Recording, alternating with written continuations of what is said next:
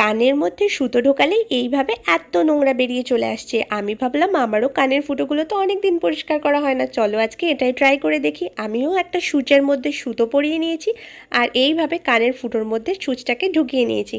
আর এরপর সুতো দিয়ে ভালোভাবে কানটাকে ক্লিন করার চেষ্টা করব।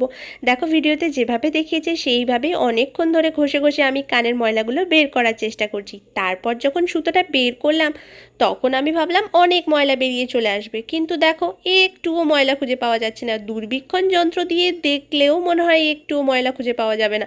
তারপর আমি ভাবলাম চলো, সুতোটা তো শুকনো ছিল, একটু অ্যালোভেরা জেল লাগিয়ে দেখি, যদি ভেতরে কোনো শুকনো ময়লা থেকে থাকে তাহলে অ্যালোভেরা জেলের সাহায্যে বেরিয়ে চলে আসবে। আরেকটা কানে তো এইভাবেই ট্রাই করতে শুরু করলাম। তারপর যে সুতো দিয়ে অনেক ঘষাঘষি অনেক টানাটানি করলাম। আজকে তো আমি ঠিক করেই নিয়েছি, কান দিয়ে তো আমি ময়লা বের করেই ছাড়বো। অনেকক্ষণ ধরে আমি ঘষাঘষি করছি যাতে একটুখানি অন্তত ময়লা বেরোয়, যা তোমাদেরকে তাহলে দেখাতে পারবো। কিন্তু দেখো এত ঘষাঘষির পরেও একটুও ময়লা খুঁজে পাওয়া যায়নি। যাই হোক, হ্যাকটা একদম বেকার ছিল।